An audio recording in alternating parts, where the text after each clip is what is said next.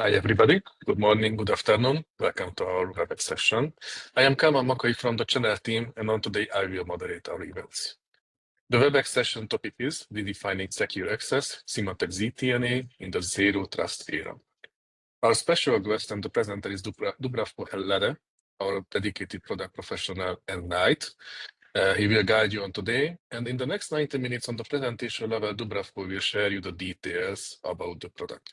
The event, as always, will be recorded, and later we will share the recording with you. If you have any question, then please use the chat window. And Dubravko, the stage is yours. Thank you, Kalman.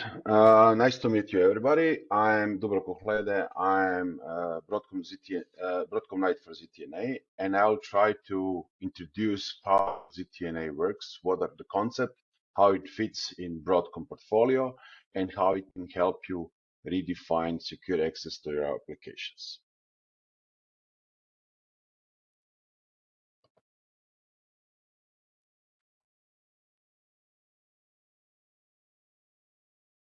Let me just share my screen.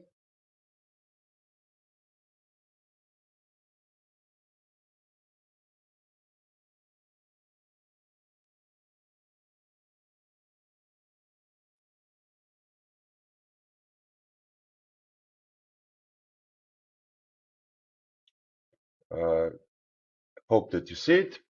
So yes, confirmed. Excellent. So when we're talking about ZTNA and how it fits in Broadcom ecosystem, we need to have a little bit overview of the whole picture. So ZTNA is part of Symantec Enterprise Cloud. Symantec Enterprise Cloud consists of a couple of products. We are talking mainly about Cloud Secure Web Gateway, Client Security Broker, DLP, email, and endpoint protection. ZTNA is, let's say, one of the parts of that ecosystem. Basically, what we will do, we will try to address accessing remote resources using zero trust principle. So do not confuse ZTNA with zero trust. Those zero trust network is actually a subset of zero trust framework. We implement zero trust framework in all our products. We are talking about DLP, PAM, CASB Cloud, but ZTNA is just a product that complements and give you ability to implement zero trust framework into your environment. How all came to be. So Secure Access Service Edge term is with us for a couple of years now. It was defined by Gartner back years, and it gives you a synergy between network as a service and security as a service. Of course, Broadcom is concentrating on a security as a service part with Secure Service Edge, but now together with offerings from VMware, we can offer complete Secure Access Service Edge portfolio. But let's concentrate on SSE at this point. So SSE at this point has a couple of components. We're talking about secure web gateway, threat inspection, cloud firewall, browser isolation, client security browser, decryption, data protection, and much more. So from all those services, we'll concentrate on ZTNA and how it can solve quite a few problems that you are facing right now, or maybe even in the future. So how we access our data. Legacy access always was all the data is stored at one single location. We had a data center with a lot of service. We have virtual service, Docker service, whatever. And the data, the applications were stored in one location. It worked until it didn't. When that concept stopped working, when our application left our perimeter. We are talking about average user right now is using at least 12 to 15 corporate applications without even knowing that he's using those applications. We are talking about application hosted in the data centers, private, public, Azure, AWS, infrastructure as a service, platform as a service, software as a service. How can you ensure that only approved users can access your applications? How can you have visibility to reach those of activity of the users accessing those applications? So at this point, legacy network security architectures just collapsed because we had zero visibility once we connected. We couldn't implement additional security features such as threat protection, web isolation, and DLP. We'll go into details a little bit later on. And these were the challenges that we need to address and where the zero trust fits. Okay. So the challenges that we have now, we are accessing our applications, doesn't matter if it's SSH, web, or RDP application. We are accessing with managed devices. What does the managed device means? It actually means that we have a VPN agent on them, that we manage it to a certain extent with endpoint or whatever. But once you manage a device, you need to license that device. That brings the cost up. If you have a lot of users accessing a certain application, the price of your firewall went up because VPN, as you might be well aware, is, if you look at it, the price per processor cycle or memory or bandwidth is one of the most expensive applications on your firewall, besides SSL inspection. So that's one challenge. Other challenge is how can you manage access to your applications that are running in your environment, doesn't matter where, from unmanaged devices. You want to have visibility who is accessing your applications from unmanaged devices. You don't control those devices. Classic VPN just falls short here. Also, you need to control access to your software as a service applications, infrastructure as a service, platform as a service resources. Those resources also need to be managed and available to users wherever they're running. If they're working from home, working from corporate network, they need to have access to those applications, and setting up numerous multiple site-to-site VPNs is a disaster to maintain and very hard to troubleshoot. Also, you have problems with shadow IT. Shadow IT term, most of you are well aware, is basically all the applications that the end user is using without any knowledge from an IT. IT has no visibility on the data, on threat vectors from those resources, even reputation risk and legal risk are also involved. Having that all together brings the level of sophistication that our malicious actors can use to attack you. So they can compromise not only you via email. We know that email is the leading vector of initial attack, but we can also we have seen that malicious actors are using multiple initial vectors: email, hacking of social accounts, hacking of service providers, hacking of compromising web applications that you are using, and use that to infiltrate your corporate environment and get hold of your data. So it shows that network perimeter as is disappeared. The concept of I'll put a big bad firewall in front of all my data just does not work. You need to have firewall at every instance where your data is stored. Basically, nobody knows where your data is stored. You need to license that, buy them, manage them, central manage.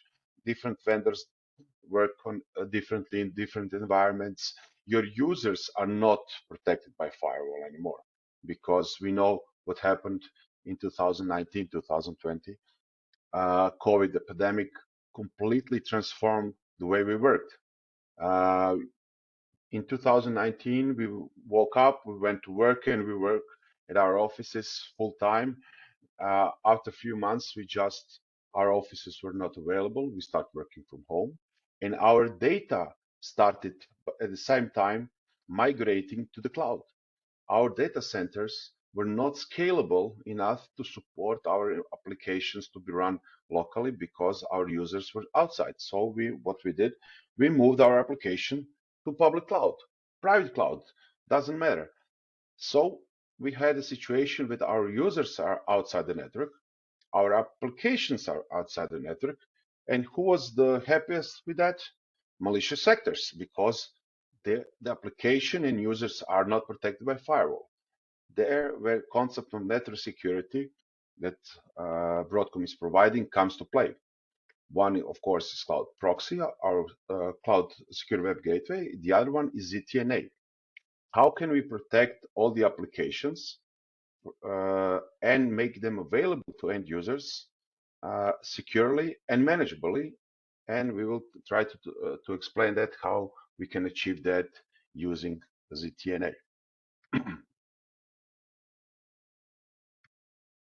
So, one of the challenges that we face is corporate VPN problems.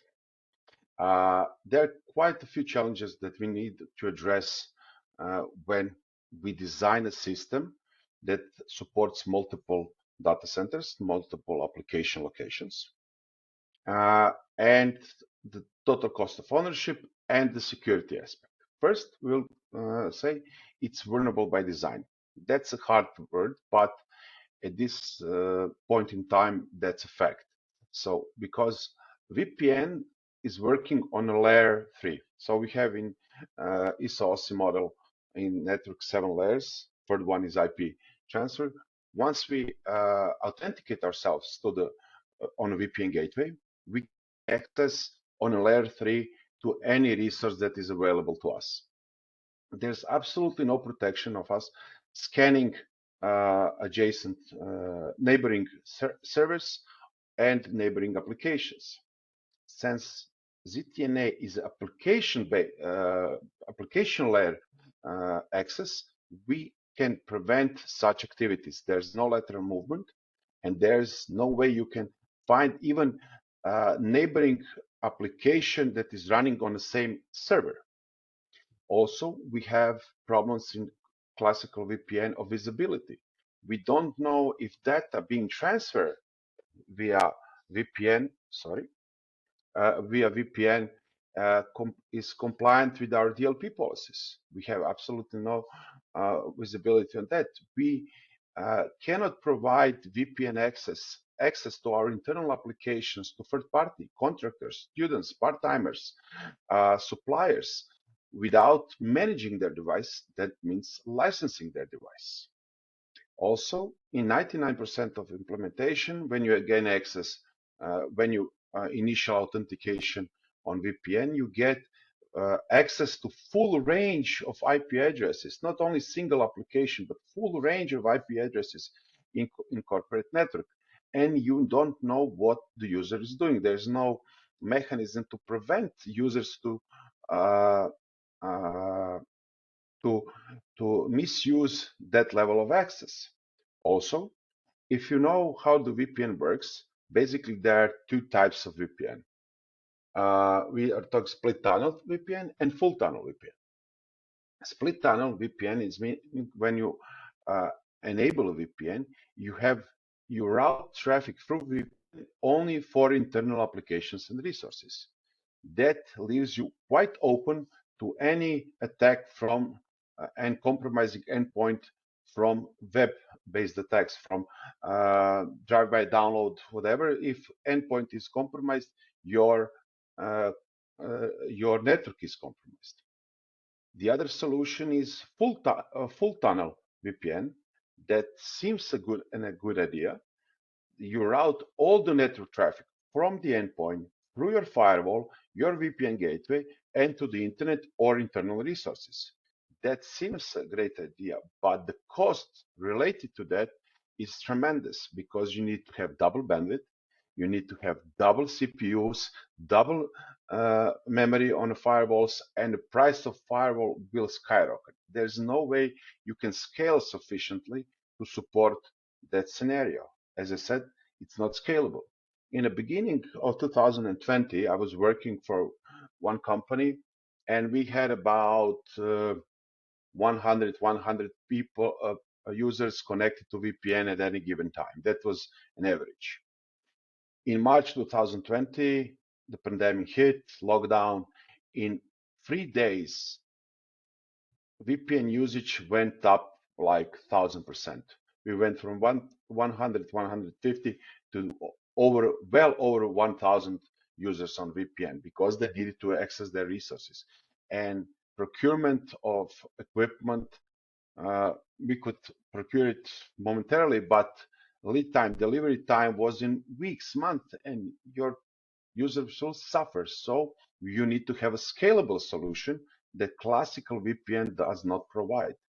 Also, as I said, TCO, total cost of ownership, is quite high if you make a full tunnel and if you need to scale. So these are issues that corporate VPN problems have, but they are not the only issues. One of the biggest issues that we have that was introduced with pandemic is remote work. So everybody started using VPN. It is not it's normal for you to use a VPN, some kind of VPN to access resources. What malicious actors decided to do is to concentrate on compromising VPN gateways. I will show you a couple of incidents, and I'm talking about that firewall vendors are bad, but there is a challenge here. First, we have Checkpoint VPN being compromised. We have Fortinet VPN compromised. We have Palo Alto Global Protect compromised. We are not talking that they are doing the bad job, but you need to adapt to certain trends. For example, all of those vendors released their patches quite fast, in a matter of hours or days. The patches were available for any vulnerability they detect, and that's cool, and that works. But it takes a lot of time to implement those patches on end user equipment. If you are managing VPN gateways, your gateways are vulnerable to certain attacks until they're patched. When you're using Symantec Enterprise Cloud and ZTNA, the patches are not your concern.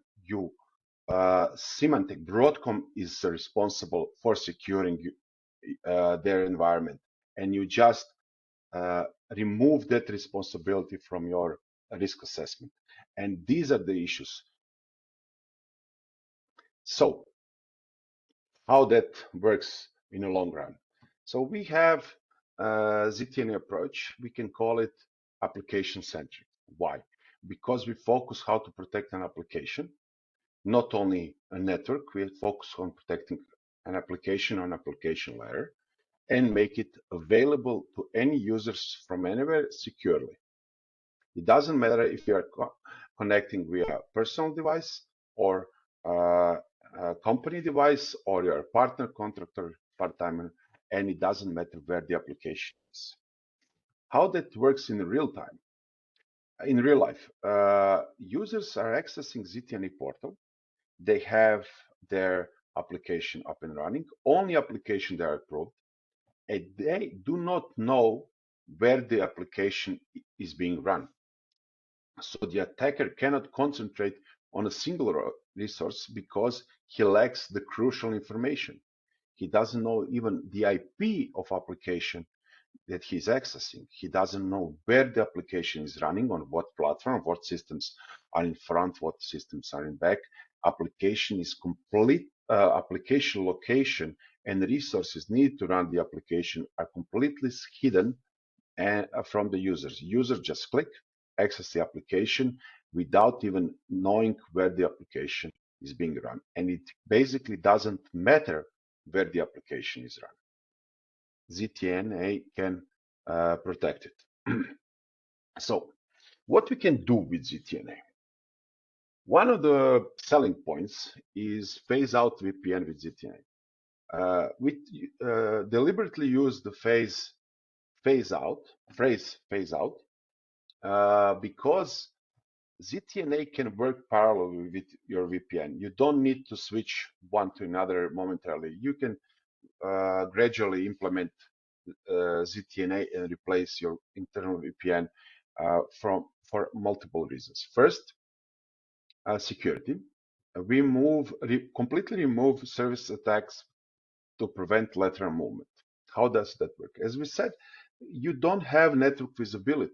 You don't have IPs that you can scan because you don't have any visibility of infrastructure and a network layer that the application is run on.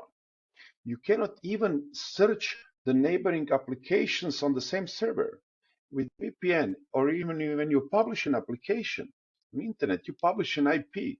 So if you're running 10 applications on a web server, you can start searching neighboring application and try to compromise those. Maybe primary application is safe, but secondary or tertiary application is not. So we completely remove that piece of information from end user and malicious actor.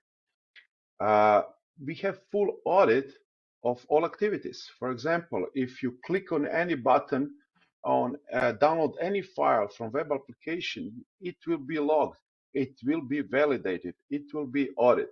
Also, via RDP, we have contextual access. We can prevent copy paste in IP in RDP application. DLP will be introduced very soon in RDP sessions. We have complete true agentless support. So there's no client, special client that you need to use to access SSH, RDP, or web applications via ZTNA unmanaged access. So we can use any browser, you can use any SSH agent, or you can use almost any native RDP application to access resources published via ZTNA.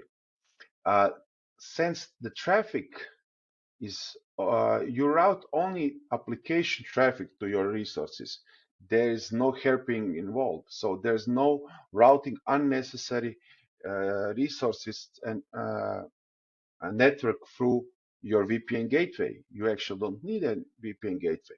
One of the great thing, you do not publish your VPN gateway. You can remove it completely from the internet. So you do not publish anything on your public IP because VPN gateways are nothing else than applications published to the internet. So you need to access the application before you log in. If your application is published, it's vulnerable to malicious actors, as we saw it on slide previously, few slides back. So low operational effort. I will show you how easy it is to set up a ZTNA. You can set up complete ZTNA on user side in less than an hour. After that, you can publish an application in matter of minutes, even matter of seconds if you are using infrastructure as a code platform such as Terraform or whatever. We can manage that with ZTNA. Of course, one of the big push that Symantec and Broadcom are working on is endpoint security agent, one agent, and ZTNA is a part of that, absolutely. So basically what we did, we have a single agent with blades and features that you can enable. So if you put an agent and you are using only proxy, you enable that feature. If you're adding additional features, you just enable additional features, no reinstallation required.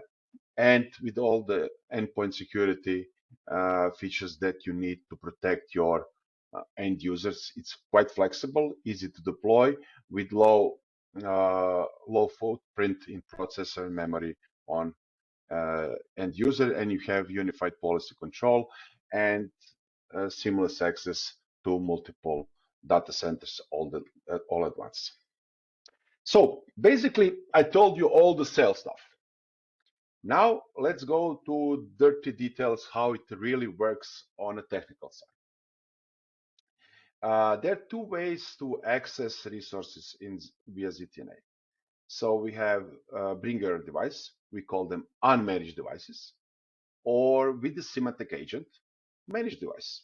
So we will go one then the other. So basically, when you are using a bring unmanaged device, you access Symantec Enterprise Cloud, you log in using your credentials from your identity provider.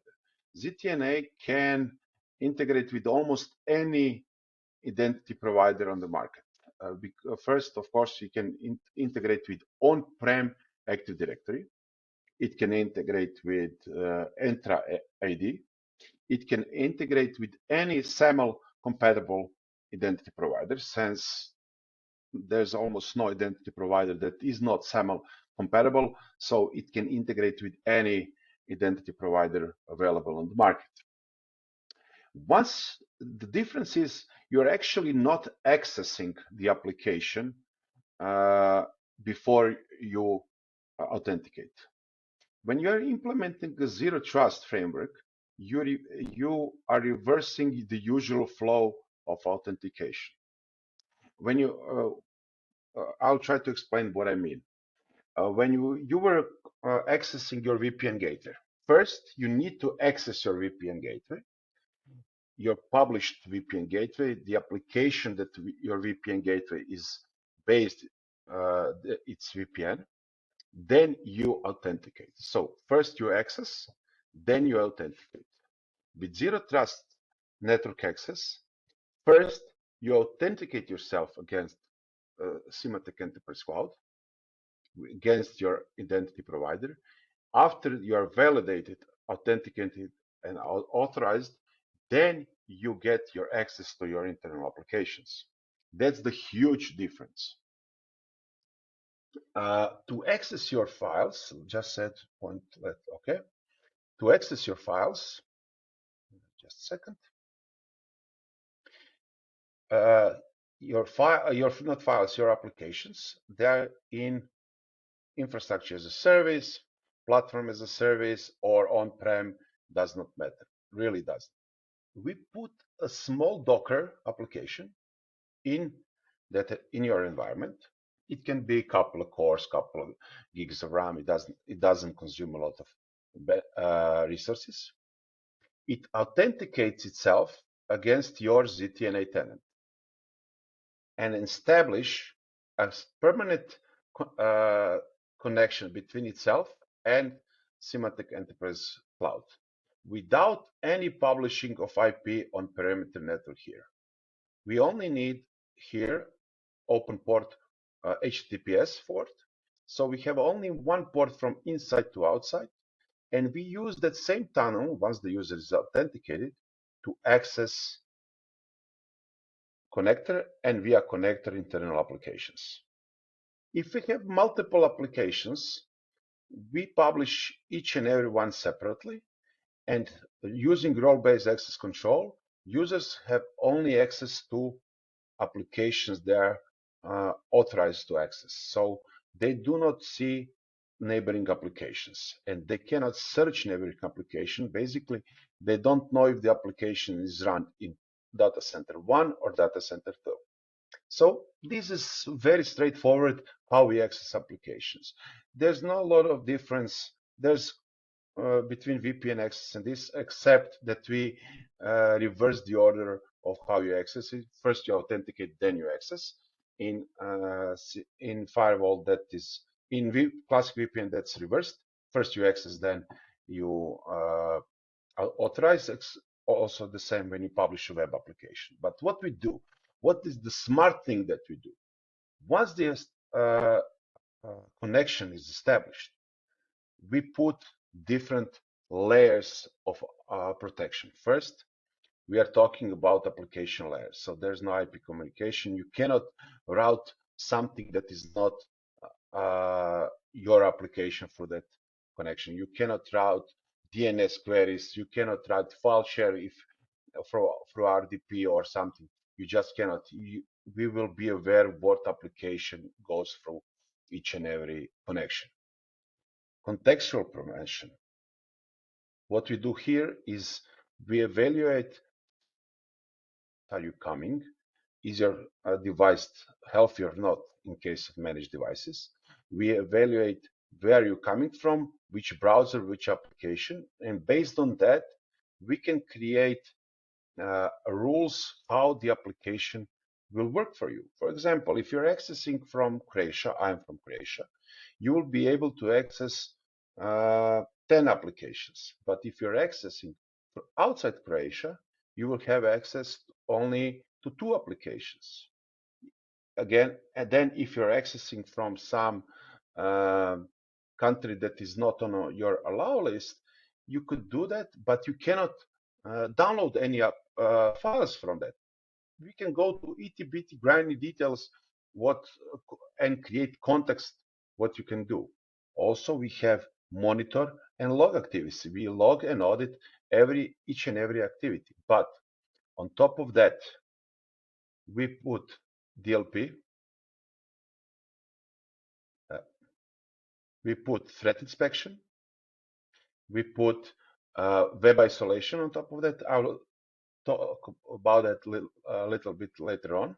So we put the smart on top of your accessing application. And that's the true value of ZTNA. And that's a thing you cannot do if you're publishing application or accessing them via VPN. All that integrates with our secure web gateway and CASP. So we can authenticate users, validate device health using managed device agent, our Symantec enterprise secure agent.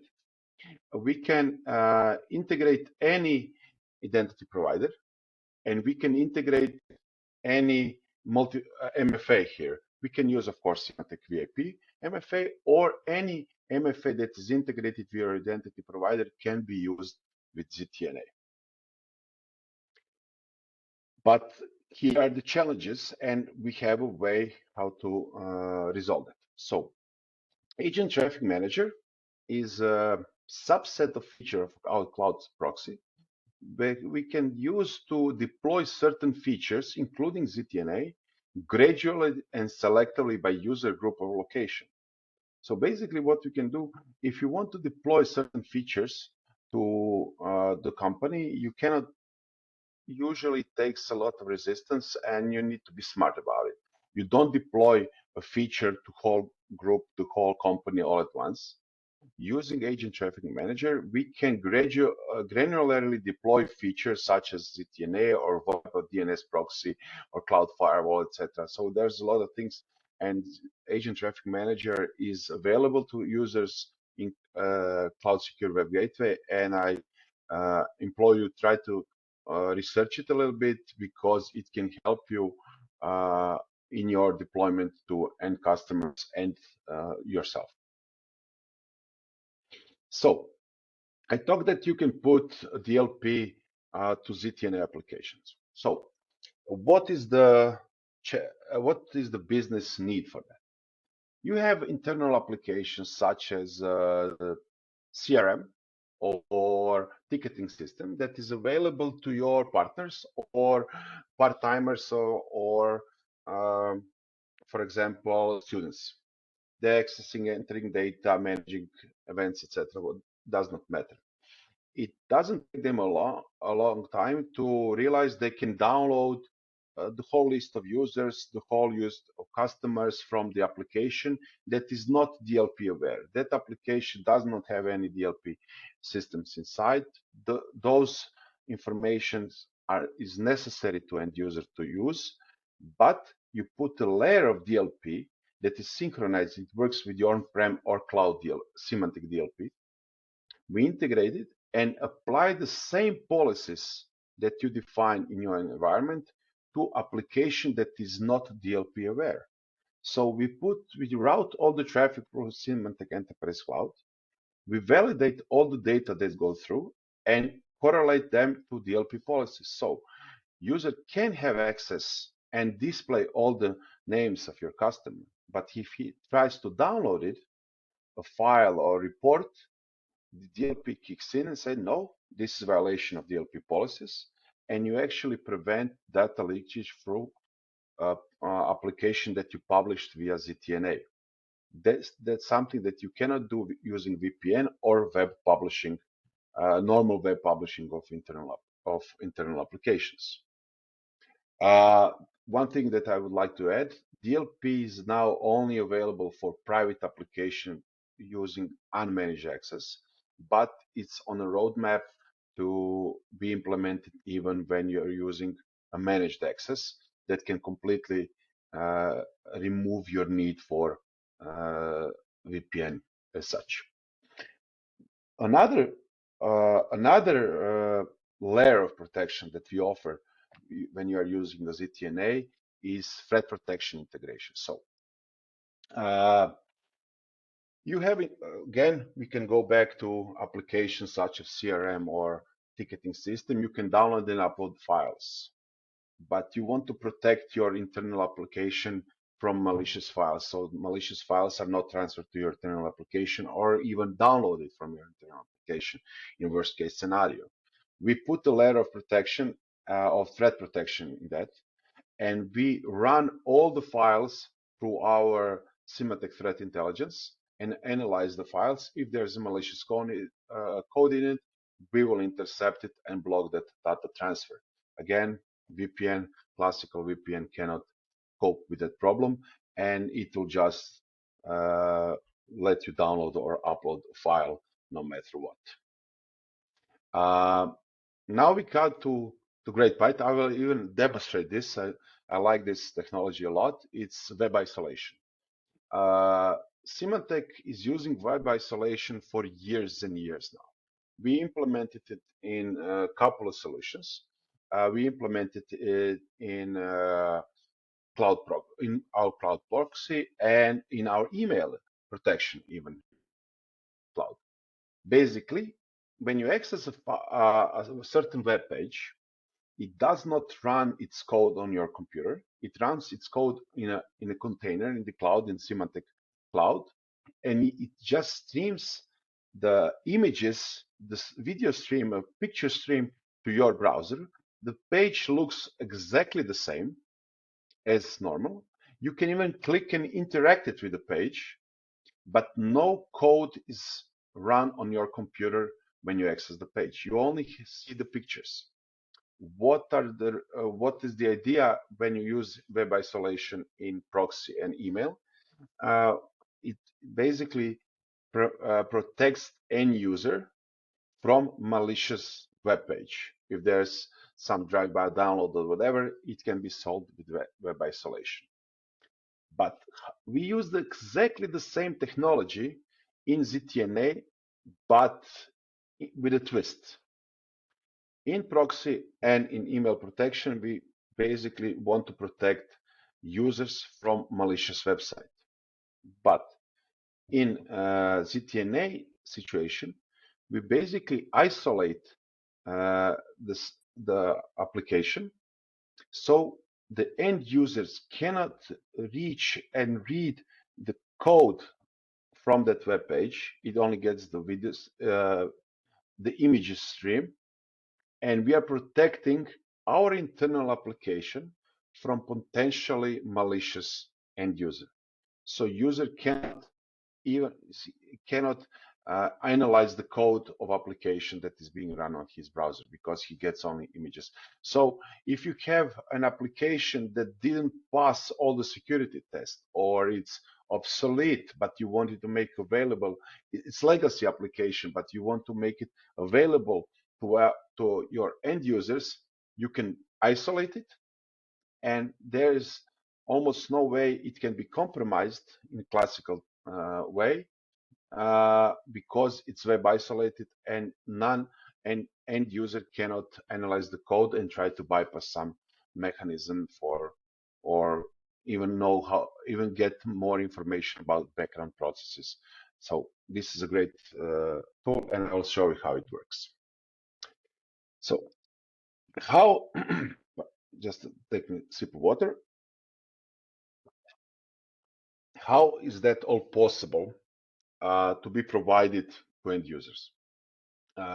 You maybe are not aware, some of you are, but Broadcom is the biggest customer from Google.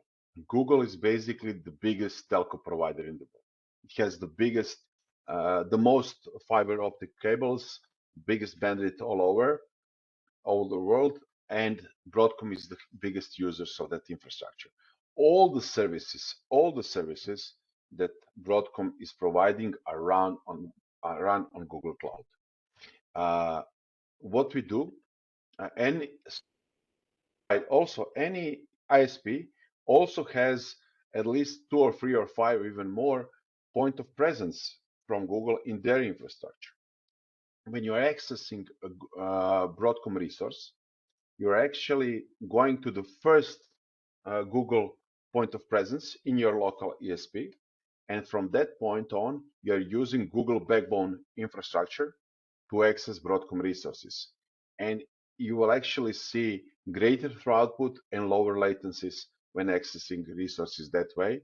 So even when you are using a cloud resource to access your local cloud resources such as ZTNA to access your on-prem data and application, that can be even faster than using your normal VPN gateway. So before we switch to demo, couple of takeaways. Single agent for managed access. It will integrate all the security products for endpoint protection, network protection, DLP, and ZTNA in one installation. We support bring your own device for web, SSH, and TCP connections. You can configure even customer domains so it doesn't use generic Symantec domains. I can show that you in a demo. You integrate DLP, you integrate threat protection, and you integrate web isolation also. So these are the key takeaways that you need to have after this presentation. Before we switch to demo, Kalman, are there any questions? Yes, one question came. It's a general question. What are the most common challenges organizations face when integrating Symantec into the existing infrastructure? This is the first part of the question. So the challenge is to educate users. Users are hard to change, and you need to show them real benefit, how to access data.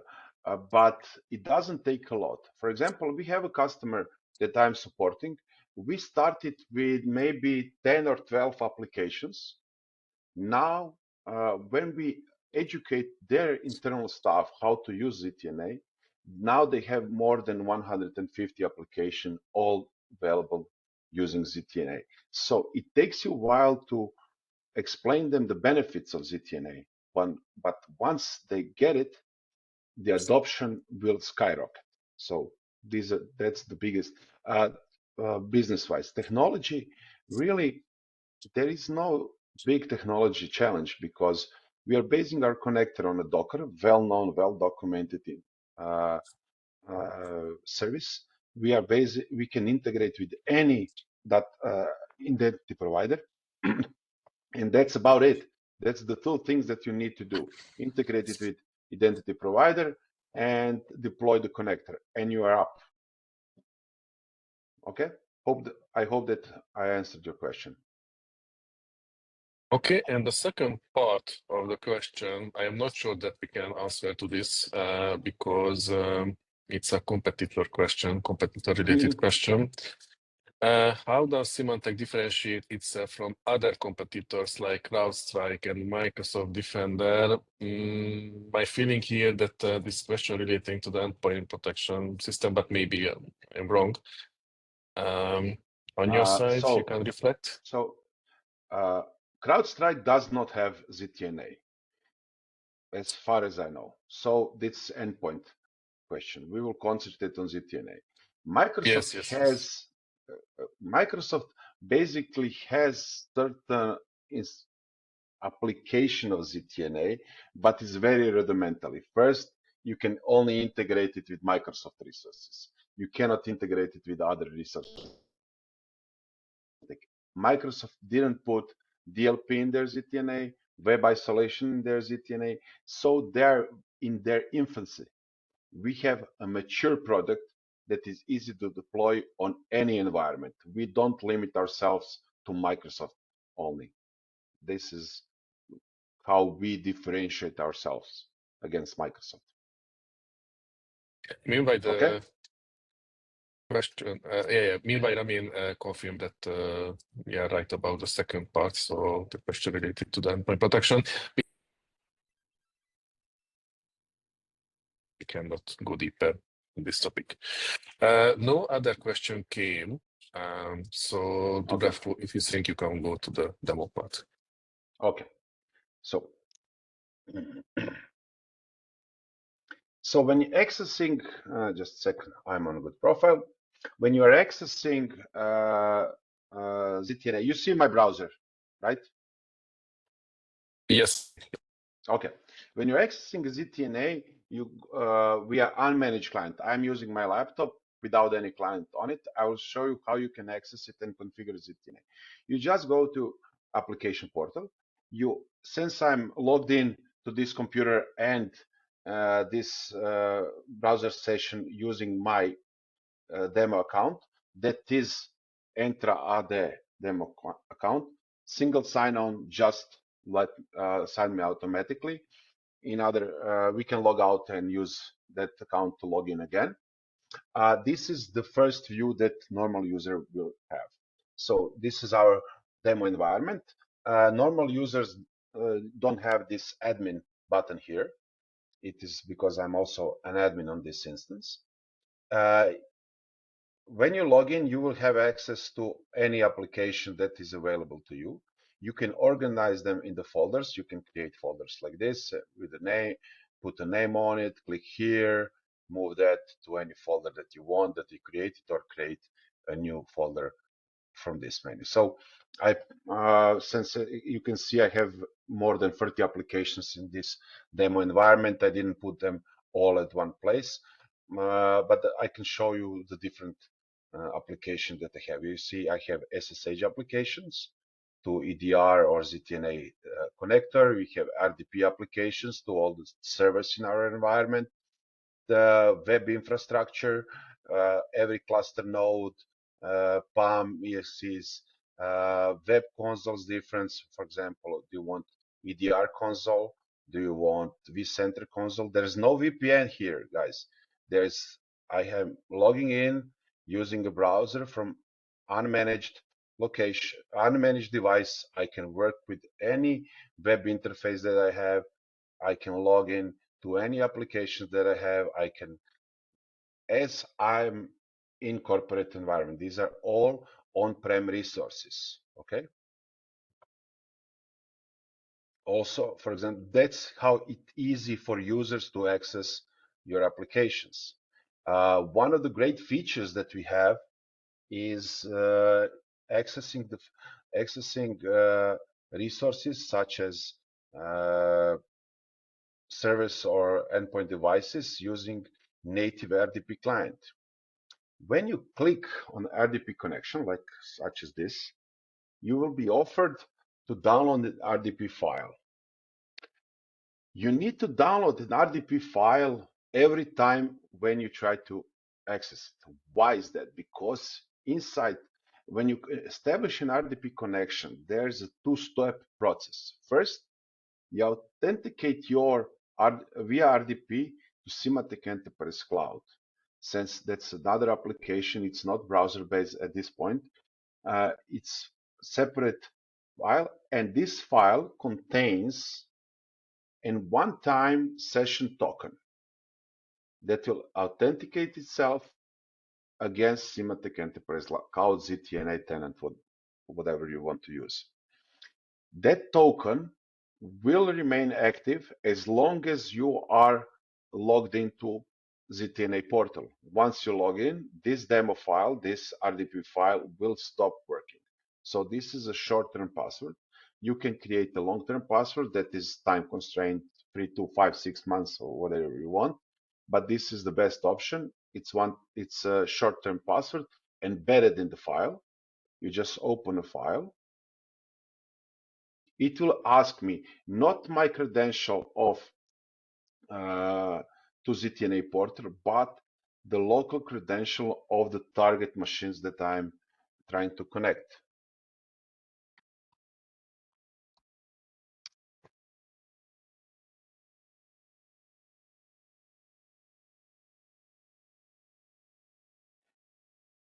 Ta-da, we are logged into RDP session, okay? There's absolutely no VPN behind this. We just enter our credentials. We have short-term password embedded in RDP file, and this is how it's easy to access the application, web application or RDP application. To build on top of that, to even make it more flexible, we introduced browser-based RDP session. So basically, what I can do here, enter again the same credentials that I use for RDP. It will, of course, terminate my connection here. And I am logging to the same machine via browser. You can, when you publish the application to end user, you choose should you deploy it via RDP file or via browser-based session.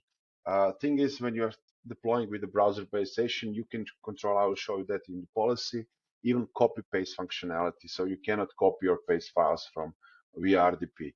And the reason why we are doing that, because we will put a DLP on top of that and threat inspection also on top of that. So these are the features that are quite useful to publish, and you don't care from which computer the user is actually trying to access your resources. Any scenario, almost any scenario is supported. So remember that time that I talked, talk about protecting your internal applications from malicious actors. So these three applications here, ZTNA Web, ZTNA Web Threat Inspection, ZTNA Web with Isolation, are basically the same site published in three different ways. When you access this application, I will show you more tools, developer tools, sources, and you have, just a second, you have, as you can see, you have the code of this site. You can, if it's smarter application, I use this to create this application. I used my vast knowledge of ChatGPT to create it in a couple of seconds. I said, create me a website saying something about ZTNA, and this is what it created. But I put a couple of files to download there. So, but basically, we have all the code that this site is using. So if you are a malicious actor, you can analyze that code and try to circumvent some security features and try to compromise the site as it is. So to avoid that, we can publish it with web isolation. You see here, this is ZTNA without web isolation. This is with isolation. Can you spot the difference? I'm switching my tabs. There's absolutely no difference here. So the engine for generating and streaming web isolation content is so advanced now that you cannot spot the difference. But this is without web isolation. We'll go tools, developer tools, sources, and we see the code. Okay, this is without. With isolation, we are doing the same thing. Sources. There's no code. The resource is not cached because it's video streamed. It's streamed to your computer, okay? There's no code run on my device, okay? So I cannot analyze the weakness in the web application that I just published using a ZTNA. So if you have an application that is risky to publish, ZTNA is the way to go. It's easy, it's fast, and it works. Also, if I try to download the file here, like this zip file.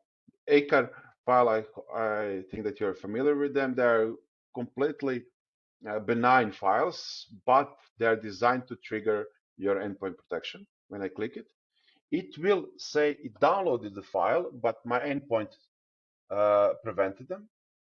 If you go here in isolated environment and click the file, it will not even allow it to be downloaded here.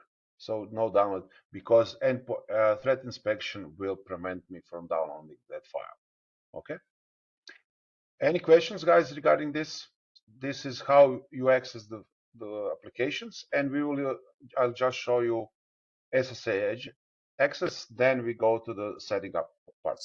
Okay. No question came, only the feedback that the URL is different. And yes, I can confirm that the first one is like a proxy or reverse proxy, and the second one is isolated. Yeah. So this is the main difference between. Yeah. Yeah.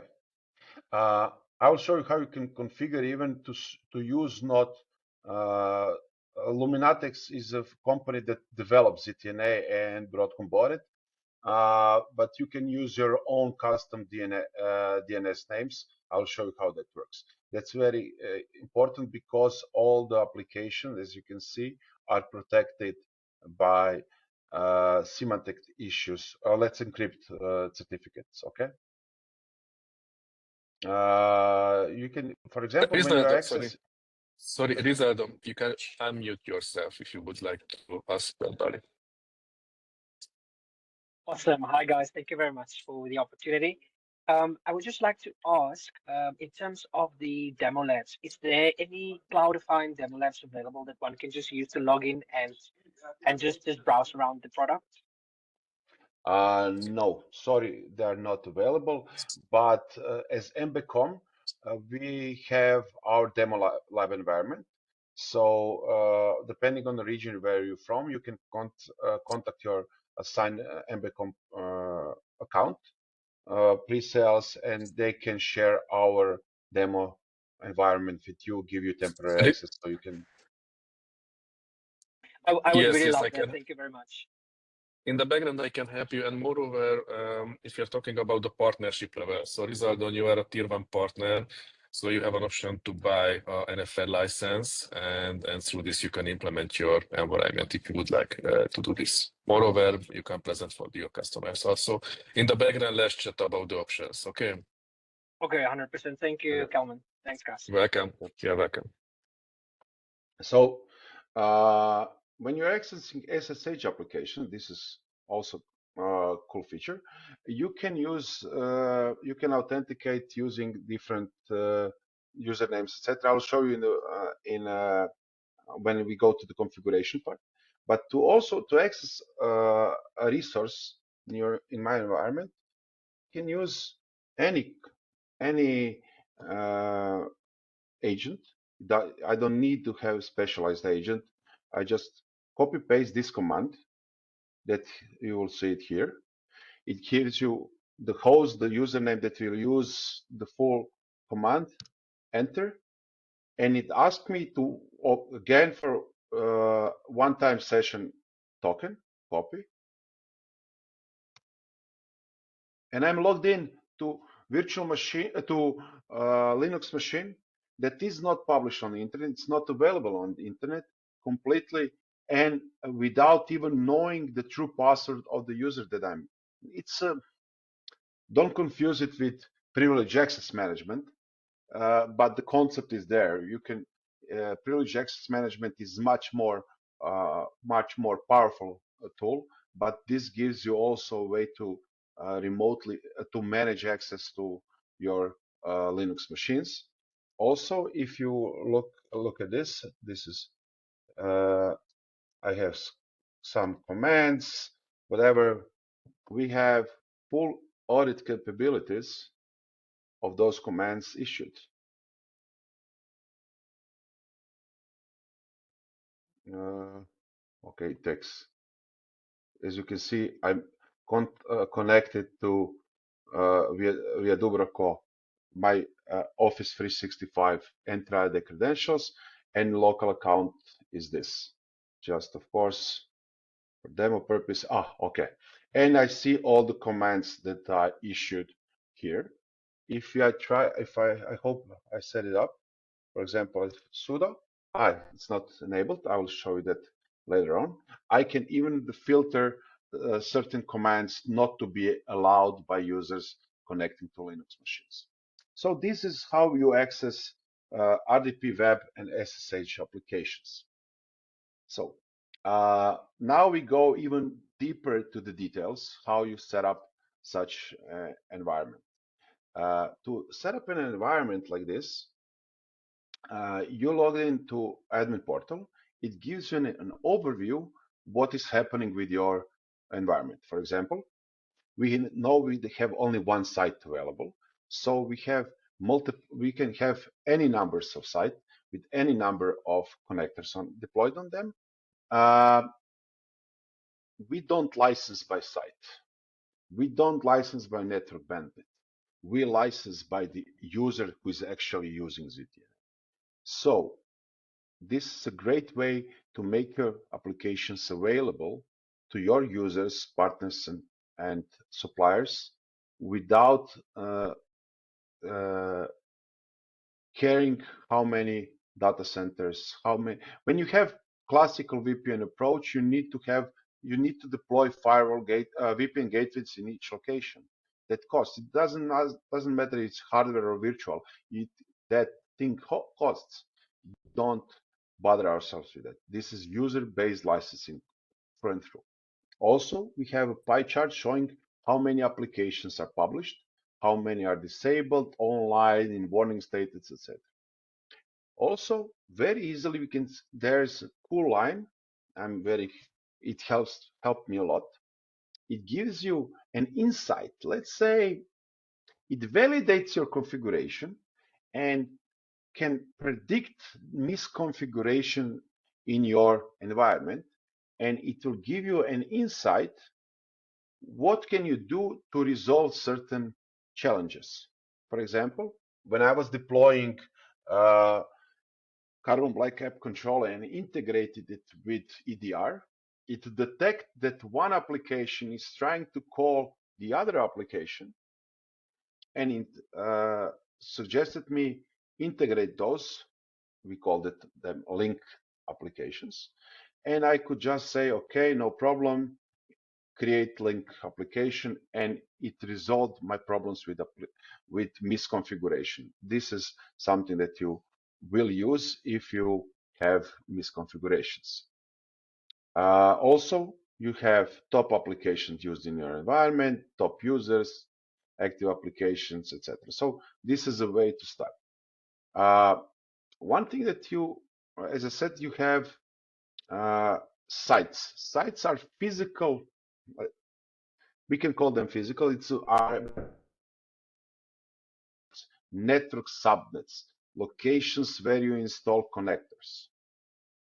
To create a site, you just click new, name it, put in which region you want to put it. It has Middle East, Asia, Europe. My tenant is in Europe, so I don't have it. I don't have US region available, but I can expand that. You put the connector name, deployment type Linux, for example. This is connector name. We don't use proxy. Volume doesn't matter. Notifications, okay. Save. So test site. It will generate a command to download the Docker from Broadcom repository. You run it, just copy paste on any Linux machine. It will download the Docker, connect it to your tenant, okay? Use one-time password. And from that moment, this container will be a connector to resources where that Linux command was run. You just copy paste and run it. One thing that you must remember, this command is valid only for 24 hours. So generate this configuration, this command, once you're ready to deploy it. because this is one-time password. You don't need to redeploy it in the future if so it will not run out. Okay. Okay. Also, so once we create a site, we create a collection. So I talked about that site is a network location. Collection, on the other hand, is a logical security. For example, collection administrators can create and modify applications, but they cannot add another site or modified site connectors.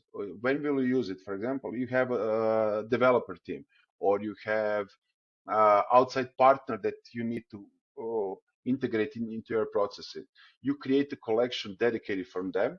They can work on that collection. They can modify it. They are responsible. But anything that they do cannot affect other collections or your environment. So let's say this is an environment inside your tenant, isolated, and users can access multiple collections at the same time, but responsibility administration can be delegated via collections. We have my friend, he's also online here. I created Veterans Playground so he can work on it and do whatever he wants without affecting our primary environment. We have published we publish application on that site, and we can assign roles, site editor, site connector, deployer to different, as you can see, even local users. This is local users, mapped groups, or API tokens, or groups and users synced from our Entra AD tenant. Okay. As I said, collections can be created as many as you want. You link site, resources, assign group. So it does not matter if you create site, then link to collection, or create collection and link it to the site. It will map accordingly. When you go to the applications, if you want to, so as you can see, even creation of the site is very easy to do, because you just create a new connector, Linux, for example, save it, save it.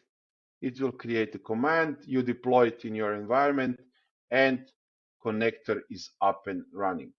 If you want to create an application, there are a couple of things that you can do. You can create a web application, SSH, RDP SSH gateway for integration with Amazon SSH gateways, TCP for TCP tunnels via SSH, and segment application for replacing complete VPN. For example, if you want to create a web application, it's very easy to create. You put test web application. You chose a collection. Application can be only in one collection. We say connection type. For example, ZTNA domain. That means the link will look like this with a prefix in front, or we can use custom domain. This is internal address. Internal address can be IP or fully qualified domain name. Connector will be used to resolve that domain if needed. Okay. Something. We can put a custom route path, so we prevent users from accessing neighboring applications. External address, we will put up1 Sims site.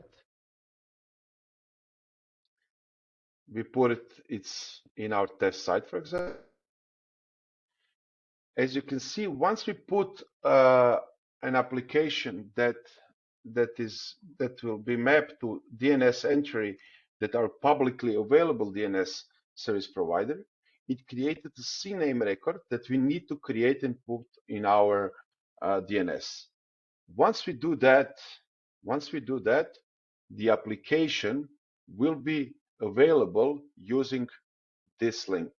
Okay, not the link like this. Okay, just a second, if I can show you. I think that I have it even configured here.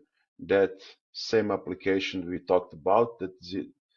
I don't. I'll configure that in future demos. So basically, we can publish it using our domain. We don't need to use these links. Okay. Save it. Now, when you save application, it will validate if that application is healthy and properly configured. We can skip that. It will do that in the background. If we have application that are linked application are basically when you have a couple of web applications that one calls to another, you need to create link application and add them here. Policies are basically access roles. We can create a policy. When we create a policy, we choose what kind of policy we want to create. Some of those policies that you see here are not generally available. This is my demo tenant. As a Broadcom Knight, I have access to advanced features and that are still being developed. But when we are creating web access policy, I give it a name, again, assign it to different collection.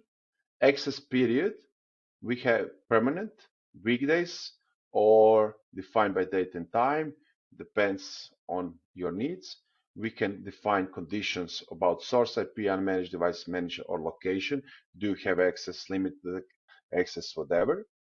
Multi-factor authentication if we want to configure it with on application layer.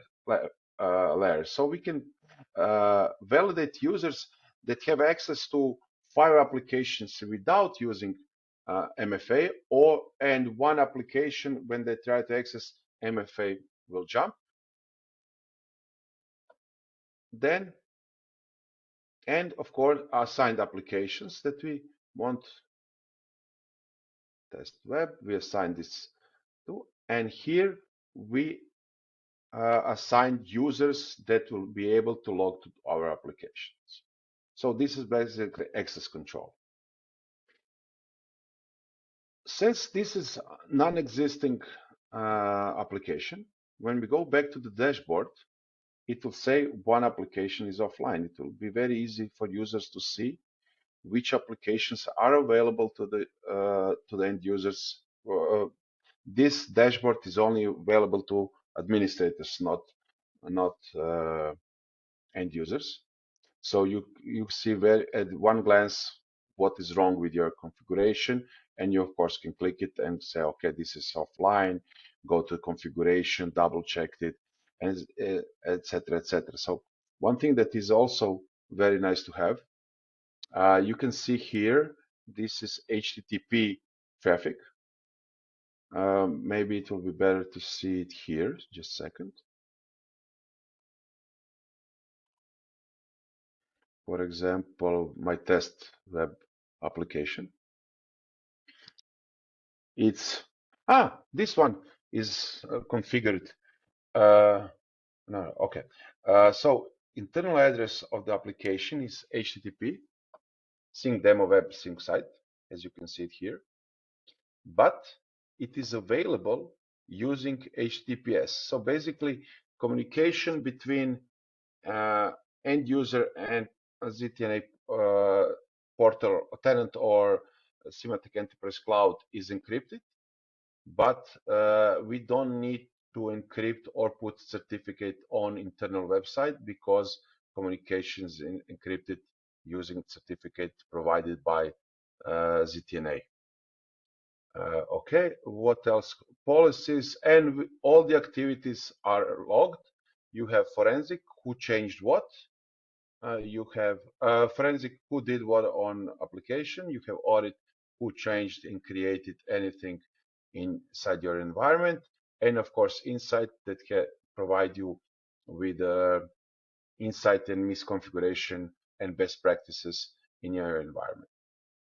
To skip, we cannot go, it's not an idea of this session to go in every single setting here, but basically you can create custom tenant roles, you can create branding. As you can see, when you access this tenant, it will say mbecom technology, mbecom. You can upload your logos here, so users have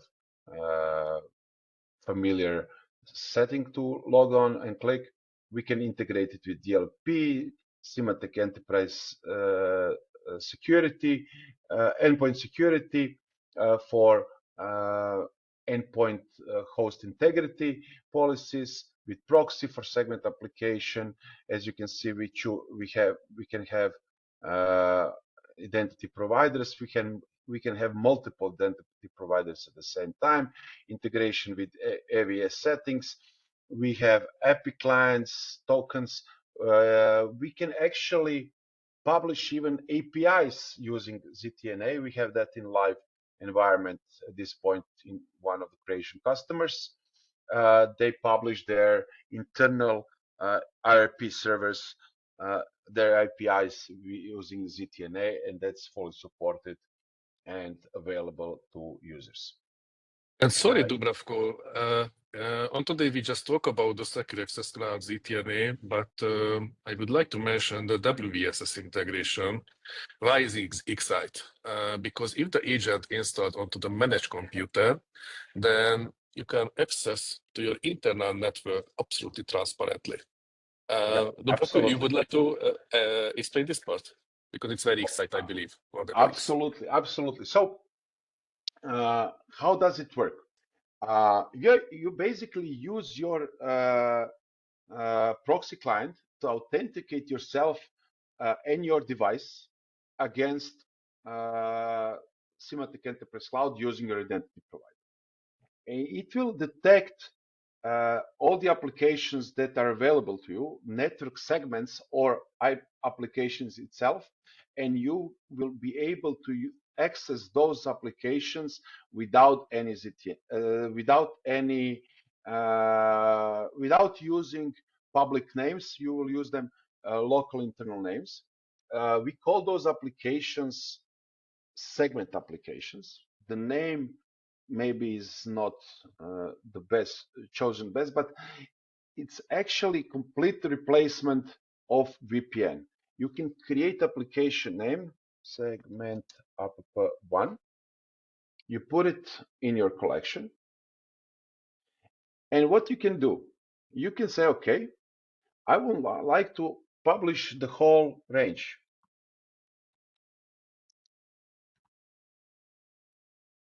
Okay, just a second. I can publish the whole range. I can publish single or multiple IP addresses. I can publish customer domains, internal address. You can, if your application is behind a load balancer or whatever, you can actually put your internal DNS, a fully qualified domain name here. ZTNA will resolve that name and make it available to you on application layer. And we can, in near future, we will be able to even provide on this level of access with threat inspection and DLP. You assign it to a site.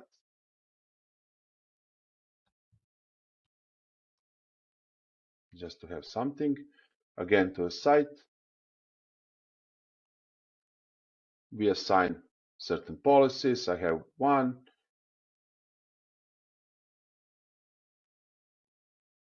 And this is advanced features. It's very important for when you have a clusters, etc., to load balance session or refresh session stickiness depend on the configuration of application that you are accessing. So basically what we did here, we have published this application for a user who is outside our company to access it via internal IP, via internal fully qualified domain name, without even establishing a single VPN connection. Benefit of that is we can publish at the same time multiple applications from multiple different data centers that will be available to end user at the same time from wherever location he is based on. And this is one of the biggest advantages of ZTNA, because you can access resources that are not in a single data center, multiple data centers at the same time, without having to take care of any VPN connection clients. Have you upgraded the client? Are you off compliant or not? ZTNA will take care of that. Okay, so guys, I'm coming to the end of this presentation. I would like to have a chat with you. If you have any questions, please let me know. We have a couple of minutes for questions and answers. One question came while you presented the solution. How would you recommend framing the value proposition for the cybersecurity solutions to the C-level executives to large companies in Azerbaijan, like considering local challenges and tight budgets? First of all, let's go from the last part, tight budgets. ZTNA by itself is affordable. It has two SKUs, basic features and advanced features, let's say, application protection and access feature. It's not that expensive. So we could, MBCom can work with you on position that price range. The best way to approach any level is via usability. You saw how easy it is to use ZTNA as an end user. Can you imagine your C-level accessing your internal reporting system via VPN, because he needs to log on to his computer? Then he needs to start his VPN, two-factor authentication, etc. It takes a long time. Then he needs to enter the username on a reporting services machine. There's free time that he entered username and password. With ZTNA, we can utilize single sign-on features. When you log into your computer, we'll use the same credentials to log in to ZTNA portal. Then we can propagate authentication tokens directly to your internal reporting system if it's compatible with SAML, and log in your C-level executive directly to reporting solution, ERP or whatever you need. And that usability you cannot beat. And without any user client, that usability can be. This is usability part, but also compliance part. You have complete visibility who downloaded each report, what was downloaded using DLP. You prevent data leakages. You implement additional threat inspection features that cannot be done with traditional VPN, and God forbid publishing such resource on internet publicly. Hope that this answers your question. Meanwhile, the next question is coming. Okay, the next question is here. Is it possible that we publish software as a service applications through ZTNA? Use case is bring your own device and conditional access. Basically, yes. Yes, it's possible. It needs to, of course, be tested. Yes, but it's possible. Any software as a service can be published via ZTNA, and you can put the layer of protection in front. So basically, you enhance your services and experience to end users. We have implementation where software development companies are, during the test and development phases, publish their resources using ZTNA. because it's a limited number of users that is actually accessing. And it's the question, the use case is a company who develops software for gambling industry. They do development and testing on ZTNA publish application. Once the development is done and application is validated, then they publish it publicly. But to avoid compromising their security, they published development and betas and everything using ZTNA, and give them usability and security they need to make their business case possible. Meanwhile, the next question is coming. Just additional remark to the question about the C-levels and large companies. So typically what I see on the field that the VPN systems typically license per concurrent session. So what will happen if suddenly everybody needs to work from home? In this case, the companies are forced to increase the number of the license, the concurrent connection license. But with the ZTNA, itself the cost is flat, because year by year you pay the same number of the user, they are working remotely. Moreover, you get the feature, or you get more visibility. That's what the employees are doing remotely. So this can be the additional. Yes, please correct me. No, you're right. But I will give you one even worse problem. So if you have a VPN gateway that supports, I had that in my real life, in my previous work, I had the same situation. We had a very, very powerful firewall, very powerful enterprise-grade firewall. And it worked. We had a couple hundred people working on VPNs constantly. Corona hit. Our usage went for VPN went by 1,000% up. Okay. The licenses were not a problem. You buy a license, you get a key, you enable a key. That's cool. But firewall, hardware firewall just collapsed. It couldn't handle the load. Nobody's buying a firewall expecting for traffic to rise by 1,000%. You take maybe 50%, even 100%, but nobody goes for 1,000. So the problem with traditional VPN access and how to approach C-level is traditional VPNs are not scalable.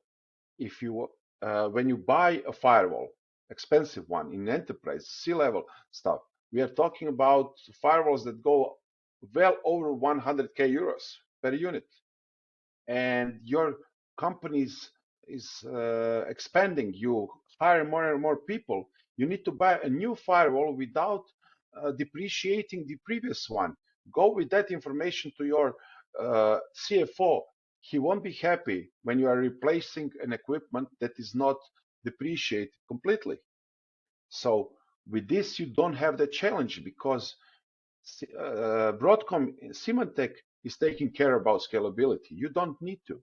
There's no depreciation here, only operational cost, not capital expense when you try to upgrade a new firewall due to your company growth. Okay. Thank you, Dubravko. Because no additional question arrived, we close the first session now, and in the next few days we will release the recorded version of this session. Dubravko, thank you very much for your presentation. I believe it was useful for everybody. For me, absolutely. I learned a lot from you. Thanks for the attention on the audience side. I hope the delivered content was useful. If you have additional questions, then I shared my contact information on the webcam, so feel free to read this QR code. It's safe, and through this you can save my contact information. We can organize a one-on-one meeting. I can involve Dubravko. I can involve one other colleague from the region, the right region, because as you know that we are covering the part of the Europe, Middle East, Turkey, and Africa. So basically, we are here to support you if you have any question or if you need any demo to go deeper. So thank you again. Have a nice day. and keep in touch. Bye, guys. Bye, Bye. everybody. Bye.